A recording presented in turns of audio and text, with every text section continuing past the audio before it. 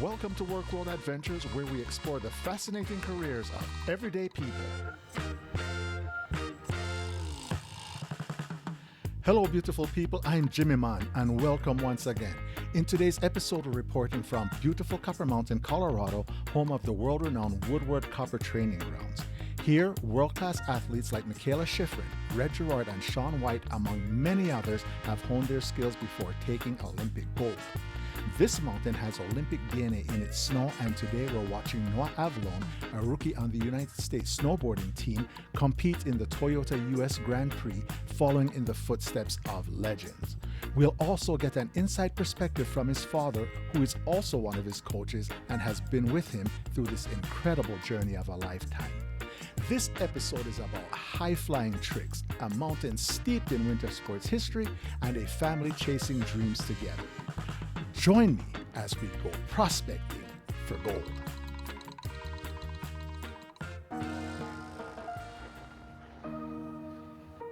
The Halfpipe at Copper Mountain has witnessed countless dreams take flight. As the Toyota U.S. Grand Prix unfolds, each competitor brings their own story, their own style, their own chance at glory. First I was renting, now I'm collecting rent. First I with the beamer, now I want the Benz. Spending on the back like here I go again. Outside says the chirp, now the camera phone. Told you I'ma make, keep the channels on. Why you acting different when the camera's on? Why you acting different like your paper long? Among them today is U.S. snowboarding team member Noah Avallone, chasing his own golden ambitions in this prestigious competition. But before we dive into the competition, let's step inside the place where these dreams are built, one practice run at a time. Welcome to the Woodward Barn, a 19,400 square foot testament to dedication. This is where aspiring champions perfect their craft away from the spotlight and the stakes of the competition.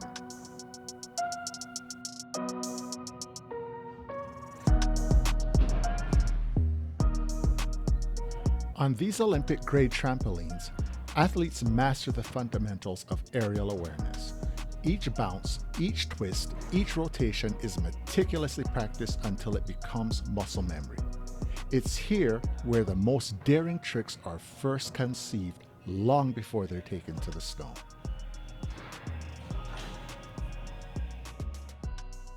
And on the park ski training slope, these young athletes can practice their runs year-round. The controlled environment allows them to break down complex movements piece by piece, fine-tuning every aspect of their technique. From the Burton Park board training areas to the foam pits, every corner of this facility serves one purpose: turning raw talent into refined skill.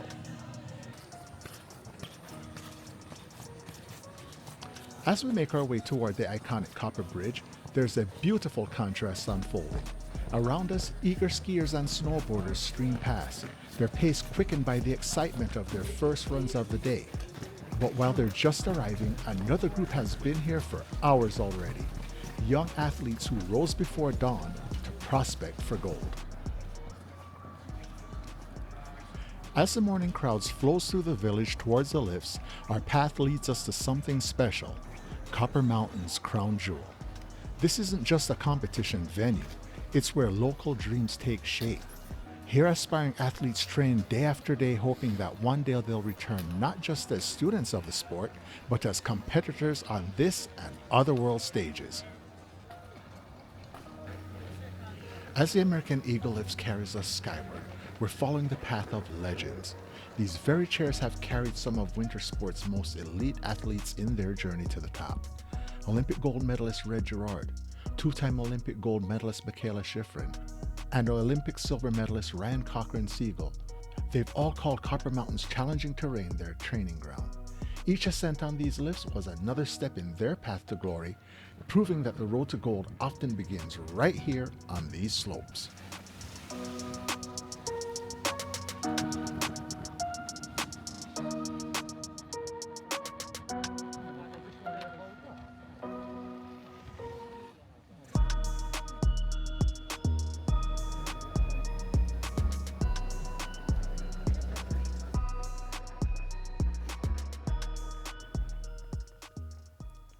From the top of American Eagle, we make our way down Copper's pristine runs.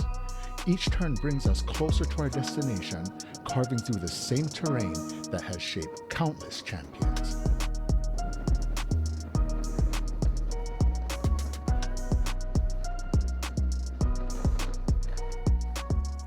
This is what Olympic dreams are made of. 22 feet of perfectly carved walls stretching 550 feet long and 70 feet wide. With its 18-degree pitch, this halfpipe isn't just a training ground, it's an Olympic qualifying standard. At the top of the halfpipe, we find a familiar face in the world of competitive snowboarding. Rakai Tate's journey began much like the young athletes he now mentors. At just 8 years old, he strapped on his first snowboard, and it wasn't long before he was making waves in the U.S. Open Junior Jam and regional USASA events. From those early competitions, Rakai's dedication and talent propelled him to the World Cup circuit, ultimately earning him a spot representing New Zealand in the 2018 Winter Olympics halfpipe competition. In 2021, Rakai made the pivotal decision to transition from athlete to coach, channeling his experience into nurturing the next generation of snowboarding talent. His impact was immediate and profound. Working with Team New Zealand at the 2024 Winter Olympic Youth Games, he helped guide the team to their most successful Youth Olympics ever, securing 2 bronze medals and 1 gold, a testament to his ability to transform raw talent into competitive excellence. After a successful stint with the Tahoe ski and snowboard team, we find him here at the top of Copper's halfpipe, where he continues to shape the future of the sport. These eager young athletes, ranging from 8 to 17 years old, aren't just learning tricks. They're following in the footsteps of someone who's lived their dream from rookie to Olympian to mentor. Now they hope to one day compete alongside Noah on this very stage and ones like it around the world in their own quest for gold. And speaking of Noah, all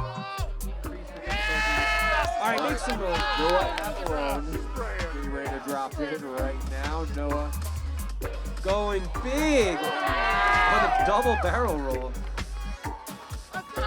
Into the front side 720. Followed up by a mirror image cab 720. All right, going backside 7. Landing blind. Into the switchback 7. That's around. just got with his first run complete, the energy at the bottom of the pipe is electric. These moments right after a run, they're when you can truly feel the weight of competition, the mix of adrenaline and anticipation as scores are counted. So Noah, how real quick, how did that feel? Pretty good. The last trick wasn't that smooth, but everything else goes Here we go. All right, we'll be here to catch you on the second run. All right, brother. Hopefully we're a starting little things better. off big. It was awesome. Yes, every time. What's your favorite Even with the pressure of competition, Noah's spirit remains light. Yeah. A reminder that at just 17, he's balancing the weight of professional competition with the joy of the sport. For Mike Avallone, this journey is about more than coaching. It's about watching his son grow, not just as an athlete, but as a person. Hey everybody here, we are at Copper Mountain at the Toyota U.S. Grand Prix, watching the super half pipe, and with me I have the father of one of our athletes. Would you want to introduce yourself to us, please? Sure, my name is Mike Avallone. My son is Noah, and he's on the U.S. rookie team for halfpipe. And tell us a bit about yourself there, Mike. Noah grew up in New York City, born in New York City, but we spent winter weekends up in Stratton Mountain in Vermont. And at Weekend Warriors, we started coming out for the national championships here at Copper when he was 6 years old, and Noah had a lot of success. And at 7 years old, he started with motocross. At 7 years old, he started doing all the events and had a lot of success. Second overall in the national championships, and then he won a bunch of national championships thereafter, and then started specializing in halfpipe and slopestyle. And how old is Noah now? Noah's 17. He's a senior at Stratton Mountain School All right, awesome. in Vermont. So tell me about the history of snowboarding in your family. Were you a snowboarder? I was an athlete growing up in high school, growing up in Long Island, New York, a baseball player, and I went to Fordham University, played baseball Division I. We went to national championships and all that good stuff. But as an adult, I got more into skateboarding, and then I got into snowboarding and got into surfing. And by the time Noah was born, I had him when I was 40 years old. I was full on standing sideways. So Noah never really did the stick and ball sports. He did a little bit when he was young. And then he just really took to skating, just like I did. And then took to snowboarding and took to surfing really quickly. Awesome. So do you snowboard? Yeah, I've been snowboarding since 1989, Okay. which is after I graduated, which is when I graduated college. So what is it that you do now? And how do you find the time? Right now, I had a pretty successful career on Wall Street, and I've been, blissfully unemployed for a couple years. But my wife still works in the financial industry, so I travel with Noah quite a bit. I'm also a USA SA certified coach, and I've been Noah's coach since he was 6 years old. So. And you were telling me that he's had some pretty renowned coaches in the sport over the past years as well. So I think that gives him a leg up. Yeah, Noah's been very fortunate. His coach at Stratton Mountain School is Ross Powers, his former Olympic gold medalist in halfpipe. And he's also been coached by Danny Cass on the U.S. rookie team, which is a silver medalist in 2 Olympics in the halfpipe. And he's coached by Matt Ladley, who's an X Games champion. And now he's coached by Mike Lund, who's a phenomenal rookie team coach. And he was also coached by J.J. Thomas for a little bit, who was another medalist at the Salt Lake City Games. So he's been and he's had other coaches that are local here, like Ben Boyd and Brett Esther, and some really great people that have supported him for the last few years. All right, so tell me a little bit about some of Noah's successes then over the years. Noah's, like I said before, he's won several national championships in all disciplines right here at this mountain, at Copper Mountain. And he's had success locally in homegrown events like Homesick in Vermont and Last Call in New Hampshire. And he's just traveled all over the world.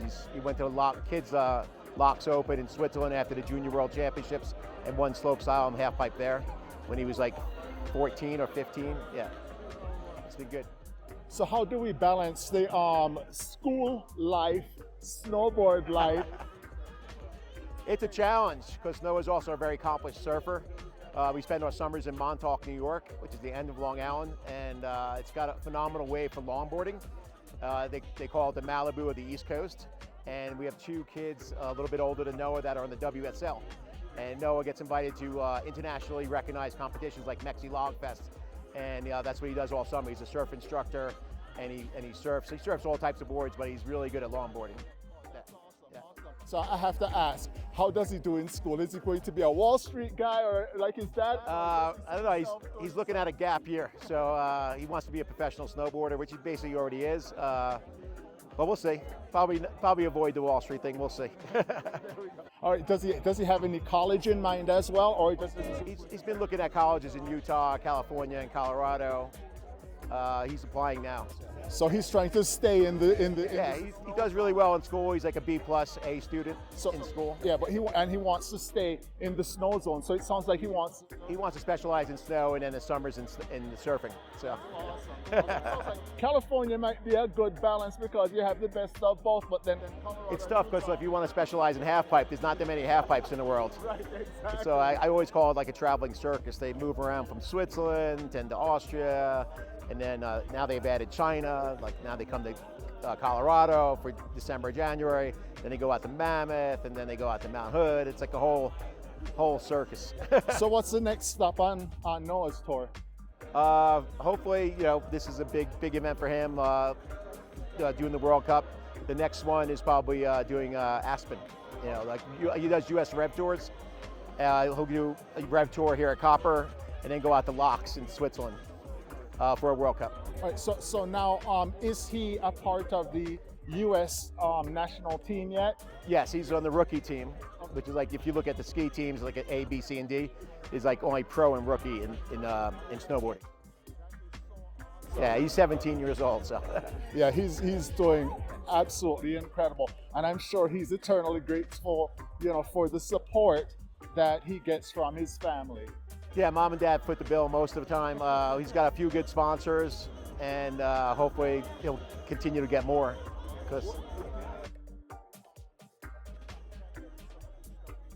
Are you comfortable sharing some of his sponsors that he has currently? Yeah, he has a company, a snowboard shop in Neon Wave, called Neon Wave in Rochester, New York. They're also in Stowe, Vermont. It's phenomenal support they've offered us for the past 4 years almost. There's also Burton Snowboards on a rep level regionally, and he's got great support from Oakley goggles and sunglasses, and Giro helmets, and POW gloves from the West Coast, and Nixon watches. He's got a bunch of really great sponsors. Local wax manufacturer, Green Ice. He's makes amazing fast wax for him, so he's been very fortunate that way. He also gets some beanies from Corduroy and some footwear for the summer from Chinook, so he gets hooked up. That kind of offsets some of the travel expense. Yeah, the traveling's the biggest expense for all these athletes. Traveling all over the world. You could imagine with inflation, with the airline, just going anywhere is expensive. And it's a long season. Yeah. So at what point, because there's this obviously, if we can call it an investment. I mean, it's because there's no guarantee of any kind of return. There's no guarantees, as long as he's having fun. That's the most important thing, yeah. Typically something like this, when would an athlete start seeing financial rewards? Hopefully, the next, now till he's 25 years old, he's not a very long career in snowboarding. There's some 30-year-old, 35-year-olds out there, which is pretty amazing. It's a very physically demanding sport. Yeah, very physically demanding, and what these guys are doing out there, the competition level is so high, it's incredible. So at what age did you know that he had some skill? Pretty much when he first started competing, when he's 7 years old, he looked like he just picked it up really naturally and just kept on continuing to progress. Was he doing stuff that you guys thought was just kind of risky and you're like... Just really good at, just really solid on his board, just carving and just general fundamental snowboarding skills. So he's been very fortunate. He did racing, does really well in bank slaloms and border crosses. He's won national championships in border crosses. And then it's all kind of accumulated to the slope style and halfpipe, which is probably the most difficult two disciplines. So he's basically a self-starter. Yeah. Pushes He's himself. Coming from the East Coast too, competing against people from the West Coast or people that are from the Rockies, Colorado and Utah that live in the mountains. He's an anomaly. So he's a city kid that we live 4 hours from his home mountain, and we live 2.5 hours from his home surf break. So. But we live at his surf break in the summers. Well, that's awesome. Thank you so very much, and we look forward to watching Noah coming up here. And we thank you so much for your time, and wish you continued success. I appreciate that. Thank you. All right. Irie. As Noah drops in for his second round, the stakes couldn't be higher. Every rotation, every landing could mean the difference between advancing and heading home. While the score may not reflect it today, what we're witnessing isn't just about points and podiums. It's about family, growth, and the unwavering pursuit of excellence.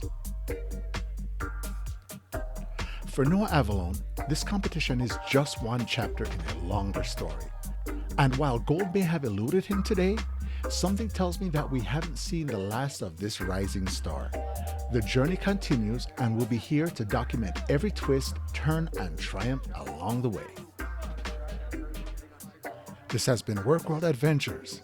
Keep prospecting for gold. Well, I hope you enjoyed this episode, and don't forget to like, subscribe, and hit that notification bell to join us on our next Work World Adventure.